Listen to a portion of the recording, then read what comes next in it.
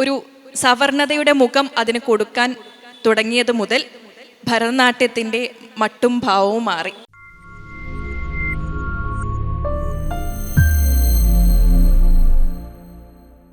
മൻസിയുടെ ഗവേഷണം ഭരതനാട്യത്തിൻ്റെ ചരിത്രമാണ്.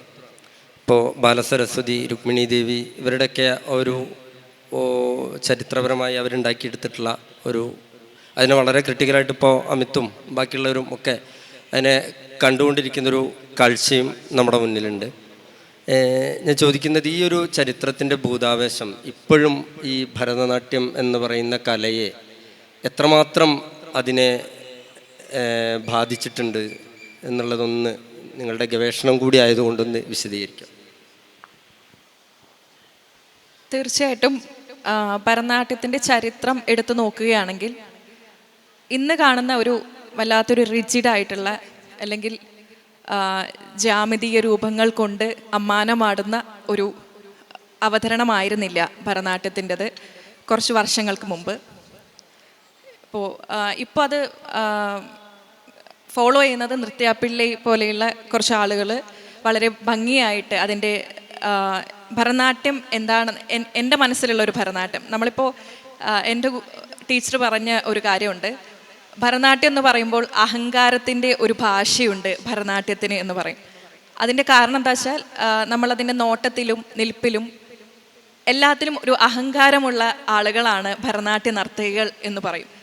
പക്ഷെ ആ അഹങ്കാരമല്ല, അത് വളരെ കൃത്യമായിട്ട് നമ്മുടെ ജീവിതവുമായി ബന്ധപ്പെട്ട, ഇപ്പം അമിത് പറഞ്ഞതുപോലെ തന്നെ നമ്മുടെ ജീവിതവുമായി ബന്ധപ്പെട്ട ഒരു മൂവ്മെൻറ്റ്സ് എല്ലാം ഉൾപ്പെടുത്തിയ ഒരു കലാരൂപമായിരുന്നു ഭരതനാട്യം. പക്ഷേ അതിനെ മറ്റൊരു തലത്തിലോട്ട്, ഈ കയ്യിൽ നിന്ന് മറ്റൊരു കയ്യിലോട്ട് വെച്ച സമയത്ത് ഒരു സവർണതയുടെ മുഖം അതിന് കൊടുക്കാൻ തുടങ്ങിയത് മുതൽ ഭരതനാട്യത്തിൻ്റെ മട്ടും ഭാവവും മാറി. സതിരാട്ടത്തിൽ നിന്നും ഭരതനാട്യം എന്ന പേരിൽ വളരെ സംസ്കൃതമായിട്ടുള്ള ഒരു പേരും കൂടി അതിന് കൊടുത്ത സമയത്താണ് എല്ലാം കെട്ടിലും മട്ടിലും അതിൻ്റെ രൂപവും ഭാവവും മാറിയത്. ശരിക്കും രതിശൃംഗാരവും രതിയുമെല്ലാം വളരെ വ്യക്തമായി പറഞ്ഞിരുന്ന ഭരതനാട്യ പദങ്ങളിൽ നിന്നും അതെല്ലാം മാറ്റി ഭക്തി ശൃംഗാരമായി മാറുകയും അതിൻ്റെ അപ്പുറത്തേക്ക് ഒരു മനുഷ്യൻ്റെ രണ്ട് മനുഷ്യർ തമ്മിലുള്ള പ്രണയം എന്നുള്ളത് ഞങ്ങളൊക്കെ പഠിക്കുന്നത് യൂണിവേഴ്സിറ്റികളിൽ ജീവാത്മാവും പരമാത്മാവും ഒക്കെ പറഞ്ഞിട്ടാണ്. അതായത് വളരെ കൃത്യമായിട്ട് രണ്ട് മനസ്സുകൾ തമ്മിലുള്ള പ്രണയമാണ് അല്ലെങ്കിൽ അതിൻ്റെ അടുപ്പമാണ് എന്ന് പറയുന്നതിൻ്റെ അപ്പുറത്തേക്ക് ഞങ്ങളെ പഠിപ്പിക്കുന്നത് യൂണിവേഴ്സിറ്റികളിലാണെങ്കിൽ പോലും അതാണ് ഭരതനാട്യത്തിൻ്റെയും അല്ലെങ്കിൽ ഇപ്പോൾ പറയുന്ന ക്ലാസിക്കൽ കലകളുടെയും എല്ലാം ഒരു പ്രശ്നമെന്ന് എനിക്ക് തോന്നുന്നു.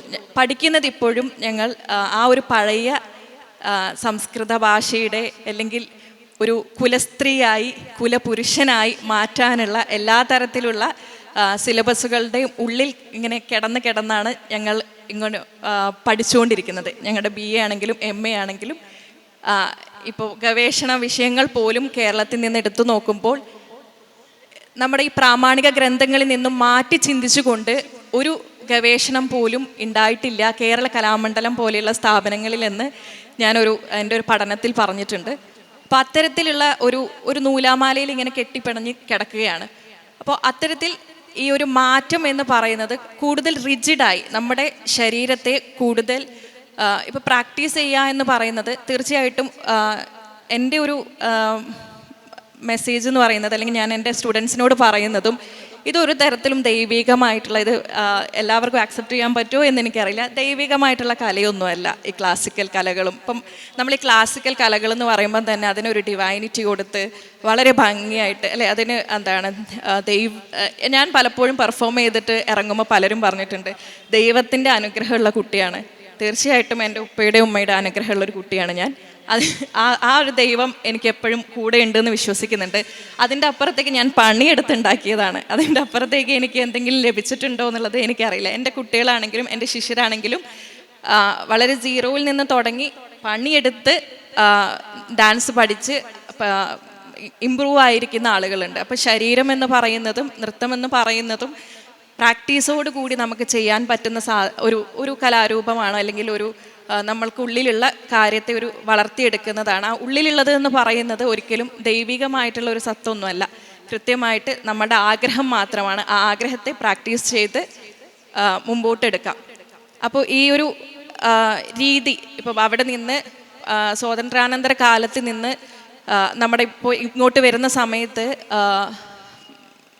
മാക്സിമം റിജിഡായിരിക്കുകയാണ് ഭരതനാട്യം. ഭയങ്കര റിജിഡായിട്ടും അതുപോലെ ജാമിതീയ രൂപങ്ങൾ കൊണ്ട്, നേരത്തെ പറഞ്ഞ പോലെ തന്നെ ജാമിതീയ രൂപങ്ങൾ കൊണ്ട്, ഇപ്പം പറഞ്ഞാൽ സാങ്കേതികപരമായിട്ട് ഞങ്ങളത് പറയുകയാണെങ്കിൽ നാട്യാരംഭം, മരമണ്ഡലം, ഇതിൽ നിന്നൊന്ന് എന്തെങ്കിലും ഒന്ന് എണീറ്റ് പോയാൽ അത് ഭരതനാട്യമല്ല എന്ന് പറയുന്ന ഒരു കാലത്തിലൂടെയാണ് നമ്മൾ ഇങ്ങനെ കടന്നു പോകുന്നത്. അപ്പോൾ ആ ഒരു ചരിത്രം എടുത്തു നോക്കുമ്പോൾ ഇതൊന്നുമല്ല ഭരതനാട്യം. വളരെ ഭംഗിയോടുകൂടി സൗന്ദര്യത്തിൽ നമ്മുടെ ഒരു സ്ത്രീ രൂപമോ പുരുഷ രൂപമോ മറ്റേത് തരത്തിലുള്ള ജെൻഡറിലും ഉള്ള ആ ശരീരം എങ്ങനെയൊക്കെ ഭംഗിയാക്കാം, ആ ഭംഗിയിലുള്ള മൂവ്മെൻറ്റ്സിനെയാണ് ശരിക്കും ഭരതനാട്യമായി ആദ്യകാലങ്ങളിലൊക്കെ അവതരിപ്പിച്ചിരുന്നത്. ഇന്നത് ഒരു സവർണതയുടെ, ഞാൻ ഈ പറയുന്ന സവർണത എന്ന് പറയുന്നത് എന്താ പറയുക, പെർട്ടിക്കുലർ കാര്യം മാത്രമല്ല, എല്ലാം കൊണ്ടും മാറി ചിന്തിച്ചിരിക്കുന്നു അതിൻ്റെ ആശയങ്ങളും. ഇപ്പോൾ കേരള കലാമണ്ഡലം പോലെയില്ല, ഞാൻ ഈ കലാമണ്ഡലം എന്ന് പറയുന്നത് ഞാൻ അവിടെയാണ് പഠിക്കുന്നത്. അതുപോലെ തമിഴ്നാട്ടിലും ഇപ്പോൾ സരസ്വതി ദേവിയെ അവതരിപ്പിക്കാൻ വേണ്ടിയിട്ട് ഒരു കുട്ടിയെ സെലക്ട് ചെയ്യുന്ന സമയത്ത് എൻ്റെ യൂണിവേഴ്സിറ്റിയിൽ എൻ്റെ ക്ലാസ് റൂമിലുണ്ടായ ഒരു കാര്യമാണ്, നന്നായി ചെയ്യുന്നവരെല്ലാം മാറ്റി നിർത്തി നല്ല വെളുത്ത് കൊലുന്നനെയുള്ള കുട്ടികളെ സെലക്ട് ചെയ്യും.